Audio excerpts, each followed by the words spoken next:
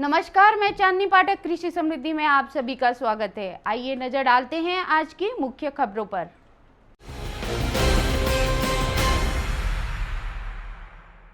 अभिनेत्री कंगना रनौत और पत्रकार अर्नब गोस्वामी के खिलाफ हुई कार्रवाई पर सवाल उठाते हुए विधानसभा के विरोधी पक्ष नेता देवेंद्र फडणवीस ने कहा कि सत्ता सिर पर नहीं चढ़नी चाहिए। उन्होंने कहा कि दोनों के खिलाफ सिर्फ इसलिए पुलिस और प्रशासन का इस्तेमाल किया जा रहा है क्योंकि उन्होंने मुख्यमंत्री और सरकार के खिलाफ बोला। विधानसभा में पूरक मांगों पर चर्चा के दौरान फडणवीस ने कहा कि मुख्यमंत्री उद्धव ठाकरे और आदित्य ठाकरे के खिलाफ कंगना और अर्नब ने जिस तरह की भाषा का इस्तेमाल किया वे उससे सहमत नहीं है। राज्य के मुखिया का नाम आदर से लेना चाहिए, लेकिन दोनों ने जो गलती की है उसके लिए 50 ऐसे कानून है जिसके तहत उनके खिलाफ कार्रवाई की जा सकती है। लेकिन सरकार ने बदला लेने की भावना से कंगना का घर तोड़ा और बंद हो चुके अन्वय नायक की आत्महत्या के मामले को फिर से खोलकर कार्रवाई की। अर्नब मामले में सर्वोच्च न्यायालय जबकि कंगना मामले में हाई कोर्ट ने राज्य सरकार की कार्रवाई को गलत बताया। फडणवीस ने कहा कि सरकार के खिलाफ बोलने वालों के खिलाफ पुलिस का इस्तेमाल किया जा रहा है। ब्यूरो रिपोर्ट कृषि समृद्धि। विधान परिषद में ग्लोबल टीचर पुरस्कार विजेता सोलापुर जिला परिषद के शिक्षक रणजीत सिंह दिसले को बधाई देने के लिए प्रस्ताव पारित किया गया। मंगलवार को सदन के सभापति रामराजे नाईक निंबालकर ने दिसले को बधाई देने के लिए प्रस्ताव पेश किया, जिसको सर्वसहमति से मंजूर किया गया। सभापति ने प्रदेश सरकार को दिसले को एक साथ 2 अग्रिम वेतन वृद्धि देने के लिए उचित कार्रवाई करके उनका सम्मान करने के निर्देश दिए। सभापति ने कहा कि दिसले को मिला पुरस्कार राज्य के साथ देश का सम्मान है। वहीं सदन में विपक्ष के नेता प्रवीण दरेकर ने दिसले को विधान परिषद में नियुक्ति करने की मांग की। दिसले ने 7 करोड़ रुपए पुरस्कार की आधी राशि को साथी प्रतियोगियों को वितरित करने की घोषणा करके उदारता दिखाई है, जबकि सदन में राष्ट्रीय कांग्रेस पार्टी सदस्य विक्रम काले ने कहा कि सरकार को दिसले को एक साथ 2 अग्रिम वेतन वृद्धि देने का फैसला करना चाहिए। ब्यूरो रिपोर्ट कृषि समृद्धि। पुणे में तालुका जुन्नर के मुक्ताई मंदिर के सामने सार्वजनिक स्थान पर नासिर आतर नामक युवक ने अपना जन्मदिन बड़े ही विभत्स तरीके से मनाया। आतर के मित्रों ने उन पर अंडे फेंककर उनका जन्मदिन मनाया। इस संबंध में नारायणगांव पुलिस ने 6 लोगों के खिलाफ मामला दर्ज किया।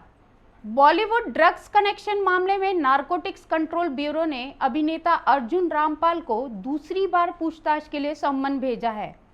इस दिन अर्जुन के करीब 7 घंटे की पूछताछ की गई। माना जा रहा है कि हाल के दिनों में पकड़े गए ड्रग्स पेडलर्स से हुई पूछताछ में अभिनेता का नाम फिर से आया है। 13 नवंबर को पूछताछ के बाद बाहर निकले अर्जुन रामपाल ने एनसीबी की हर जांच में सहयोग करने की बात कही थी। इससे पहले एनसीबी ने रामपाल के घर पर 9 नवंबर को छापा मारा था। इसके बाद 11 और 12 नवंबर को उनकी गर्लफ्रेंड गैब्रिएला से पूछताछ की थी। जांच एजेंसी रामपाल के ड्राइवर को भी हिरासत में ले लिया गया और उससे कई घंटे पूछताछ भी की गई। ब्यूरो रिपोर्ट कृषि समृद्धि। विधान परिषद में सत्ताधारी राष्ट्रीय कांग्रेस पार्टी के विधायक विक्रम काले ने महाविकास आघाड़ी सरकार के प्रदेश के निजी मान्यता प्राप्त अनुदानित स्कूलों में चपरासियों की भत्ते पर नियुक्ति करने के संबंध में जारी शासन आदेश का विरोध किया है। मंगलवार को सदन में राकांपा सदस्य काले और निर्दलीय सदस्य किरण सरनाइक ने औचित्य का मुद्दा के जरिए सरकार से शासन आदेश को रद्द करने की मांग की। इस पर सदन के सभापति रामराजे नाईक निंबालकर ने सरकार को उचित कार्रवाई के निर्देश दिए। सदन में काले ने कहा कि स्कूली शिक्षा विभाग ने निजी अनुदानित स्कूलों के सेवकों 52,000 पदों को रद्द करके उनके बजाय भत्ते की नियुक्ति करने का फैसला किया। इस कारण चतुर्थ श्रेणी के कर्मचारियों को अब सरकारी नियुक्ति नहीं हो सकेगी। सरकार को शासन आदेश को वापस लेना चाहिए। जबकि सरनाइक ने कहा सरकार ने शासन आदेश रद्द नहीं किया तो 18 दिसंबर को सभी शिक्षा संस्थानों को बंद करके इसके विरोध में आंदोलन किया जाएगा। ब्यूरो रिपोर्ट कृषि समृद्धि। हाई टेंशन तारों की बलि न बन जाए 1100 पेड़, इसलिए वन विभाग माथापच्ची कर रहा है। ये सभी पेड़ मेट्रो के लिटिल वुड में फिलहाल खड़े हैं। WLII व स्टेट फॉरेस्ट रिसर्च इंस्टीट्यूट के साथ मिलकर वन विभाग इन पेड़ों को ट्रांसप्लांट करने पर विचार कर रहा है। दरअसल वाड़ी अमरावती मार्ग स्थित वन विभाग की जमीन पर बड़ी संख्या में पेड़ लगाए गए हैं। कुछ साल पहले हुए करार के अनुसार अब यहां MSTCL के टावर लगाए जाने हैं। हाई टेंशन वायर यहां से गुजरेगी। ऐसे में हाई टेंशन तारों के बीच आने वाले 1100 पेड़ों की कटाई हो सकती है। हालांकि इस बारे में अभी कोई आधिकारिक जानकारी नहीं है। ब्यूरो रिपोर्ट, कृषि समृद्धि। शहर में 3 चरण में कोरोना वैक्सीन लगाई जाएगी।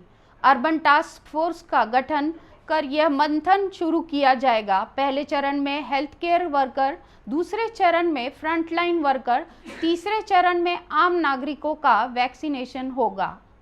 महानगर पालिका आयुक्त राधाकृष्णन बी ने नागपुर में राज्य सरकार के निर्देशानुसार कोविड वैक्सीनेशन प्रोग्राम को 3 चरणों में चलाए जाने की जानकारी दी। उन्होंने कहा कि चुनाव में जिस प्रकार की प्रक्रिया अमल में लाई जाती है, ठीक उसी प्रकार की प्रक्रिया वैक्सीनेशन प्रोग्राम में चलेगी। इसके लिए अर्बन टास्क फोर्स का गठन कर मंथन शुरू हो चुका है। ब्यूरो रिपोर्ट, कृषि समृद्धि। एक मुश्त बिजली बिल भरने वाले किसान का सम्मान किया गया। इस वृद्ध बिजली ग्राहक का महावितरण के अधिकारियों ने सत्कार किया। इस तरह महावितरण द्वारा ग्राहक संपर्क अभियान चलाया जा रहा है। महावितरण विभाग ने बिजली बिल का बकाया एक मुश्त भरने वाले 80 वर्षीय किसान नत्थू लांडगे को सम्मानित किया है। लॉकडाउन की अवधि का बिल भरने में ग्राहकों को समस्या हो रही है। ऐसे में महावितरण ने ग्राहक संपर्क अभियान आरंभ किया। इसी अभियान को प्रतिशत देते हुए वर्धा के तिरोड़ा निवासी किसान लांडगे ने अपना बकाया रकम अदा किया। ब्यूरो रिपोर्ट, कृषि समृद्धि। संविधान चौक में आशा वर्कर्स द्वारा धरना आंदोलन किया गया। आशा कर्मचारी व गट प्रवर्तन को जुलाई से बढ़ाया मानधन नहीं मिलने की वजह से यह आंदोलन किया गया। आशा कर्मचारी व गट प्रवर्तकों को जुलाई 2020 से बढ़ाया गया मानधन नहीं मिला है। साथ ही गट प्रवर्तकों का मासिक 650 रुपए भत्ता और कुष्ठ रोग, क्षय रोग के मानधन में घट को लेकर मंगलवार को CITU की ओर से आशा वर्कर ने संविधान चौक पर धरना दिया। इस आयोजित धरना आंदोलन का नेतृत्व राजेंद्र साठे, प्रीति मेश्राम, रंजना पावनीकर, कांचन बोरकर आदि आशा वर्कर्स ने किया। ब्यूरो रिपोर्ट, कृषि समृद्धि। IRS अधिकारियों ने आपदा प्रबंधन का प्रशिक्षण लिया। नेशनल फायर इंजीनियरिंग कॉलेज में फायर फाइटिंग का लाइव डेमो किया गया। आपदा प्रबंधन की जानकारी हर क्षेत्र के लिए जरूरी है। राष्ट्रीय प्रत्यक्ष कर एकेडमी की 73 बैच के 66 भारतीय राजस्व सेवा के प्रशिक्षणार्थी अधिकारियों ने राजनगर स्थित नेशनल फायर इंजीनियरिंग कॉलेज में मंगलवार को आपदा प्रबंधन का 1 दिवसीय प्रशिक्षण लिया। इस कार्यक्रम का उद्घाटन NFSC के डायरेक्टर रमेश कुमार ने किया। इसके साथ ही अपने संबोधन में उन्होंने फायर कॉलेज की स्थापना के साथ मौजूदा समय में इसकी तमाम गतिविधियों की भी जानकारी दी। ब्यूरो रिपोर्ट, कृषि समृद्धि। अंबाजरी थाना अंतर्गत एक व्यक्ति ने धोखाधड़ी कर 38 लाख रुपए लूटने का मामला सामने आया है। आइए जानते हैं पुलिस निरीक्षक राहुल शिरे से। हितेश भरटकर नावाचा फिर्यादी आहे। तो मूळचा सिंदेवाई, जिल्हा चंद्रपूर येथील आहे। तो आपल्या काही मित्रांसोबत इथे हिलटॉपला भाड्याची रूम करून किंवा फ्लॅट करून राहत होता। या दरम्यान त्याचे जे रूम पार्टनर होते अमित पाल आणि रोहित यादव, मोहित यादव, हे दोघं जे यादव आहे ते मध्य प्रदेशचे आहे आणि हा जो अमित पाल आहे तो इथला आहे। तर हे तिघं मिळून राहत होते। तर अमित पालचा जो मित्र होता शुभम ठाकूर, याच्या ओळखी थ्रू यांची आरोपी सुहास ठाकूरसोबत ओळखी झाली। म्हणजे अमित पाल यांचा रूम पार्टनर फिर्यादी आणि हे दोघं यादव भाऊ असे सोबत राहत होते आणि त्यांचा रूम पार्टनर पालचा मित्र शुभम ठाकूर आणि शुभम ठाकूर थ्रू यांची आरोपी सुहास ठाकूरसोबत ओळखी झाली। तर सुहास ठाकूरची जी लाईफस्टाईल पाहून हे एकदम भारावून गेले। वेगवेगळ्या गाड्या त्यांनी भाड्याच्या वापरायच्या, दारू, सिगरेट, हे जर त्याचे जे हाऊस होते हे पाहून एकदम ते भारावून गेले आणि त्यामुळे यांचं त्यांच्यासोबत भेटीगाठी झाल्या सुहाससोबत। मग सुहासने सांगितले की माझा असा विटीचा व्यवसाय आहे, माझा त्या ITC सिगरेटमध्ये माझी फ्रँचायझी आहे, माझ्या भावाचा साळ्याचा गोव्यामध्ये कसिनोचा बिझनेस आहे, तर तुम्ही सर्व त्याच्यामध्ये पैसे गुंतवा। मग या लोकांनी सुहास ठाकूरच्या त्या बिझनेसमध्ये पैसे गुंतवले। कोणी? फिर्यादी आणि हे 2 यादव भाऊ जे मध्य प्रदेशचे, यांनी एकूण जवळपास 38 लाख रुपये यांनी विविध प्रकारे त्यांच्यामध्ये काही पैसे कॅश दिले, काही सुहास ठाकूरच्या बँक अकाउंटमध्ये, काही सुहास ठाकूरनी सांगितलेल्या विविध त्याच्या परिचित लोकांच्या बँक अकाउंटमध्ये टाकून याची फसवणूक केलेली आहे. पैसे दिल्यानंतर यांची मग वारंवार पैशाची मागणी झाली. मग एक दिवस हा जो सुहास ठाकूर आणि त्याचे इतर जे मित्र आहे ते हिलटॉपला याच्या रूमवर जेवायला आले आणि यांनी जेव्हा पैसे त्याला परत मागितले तेव्हा त्यांनी त्याला मौजर दाखवून धमकी दिली. म्हणतात का तू पैसे मागू नको, हम जब देंगे तब तूने पैसे लेने का, पुलिस के पास जाने का नहीं तो तेरा ऐसा वैसा करेंगे अशी त्याला धमकी दिली. आणि एक वेळा त्याला रूमवरही घेऊन गेले होते म्हणते धमकावण्याकरता. नंतर मग गोकुळपेठला त्याला सोडून दिलं. यामध्ये आम्ही 420, 506, 20, 34, 325 ॲक्टनुसार गुन्हा दाखल केलेला आहे आणि आरोपीचा शोध सुरू आहे. शहर के होटलों में सरेआम कोविड-19 के नियमों का उल्लंघन हो रहा है. ऐसे होटल कोविड संक्रमण का केंद्र साबित होने का खतरा मंडरा रहा है. इन होटलों में ग्राहकों की भीड़ लगी रहती है. कोविड से बचाव के लिए राज्य शासन ने होटल व्यवसायियों के लिए मार्गदर्शन निर्देश जारी किए हैं. इसके अनुसार ही होटल, बार और रेस्टोरेंट शुरू करने की अनुमति दी गई है. लेकिन शुरुआती दौर में नियमों का पालन करने वाले इन व्यवसायियों ने अब नियमों को भुला दिया लग रहा है. दोपहिया से गिरा 24 लाख रुपए से भरा बैग सुरक्षा कर्मी ने पुलिस को लौटा दिया. सीताबर्डी पुलिस ने सुरक्षा कर्मी का आभार माना है. बैग लौटाने वाला सुरक्षा कर्मी शिवराज चामट ने ईमानदारी का पैगाम दिया है. दिनांक 15/12/2020 रोजी महाराष्ट्र स्टेट बँक यांचे गुंजे चौक येथील जे ATM आहे तिथे पैसे भरण्याकरिता जे एजन्सीचे ATM ऑफिसर आणि इतर गार्ड जेव्हा तिथे पोहोचले तिथे त्यांनी नोटीस केलं की तिथे एक हिरवे रंगाची पिशवी पडलेली आहे आणि ते लावारिस होती आणि कोणी त्याला हात लावत नव्हता. काही वेळ त्यांनी पाहिलं आणि त्याच्यानंतर त्यांनी जाऊन त्या पिशवी जेव्हा उघडली तर त्याच्यात त्यांना कॅश आणि तसेच काही वाउचर्स आणि चेक्स असे सापडले.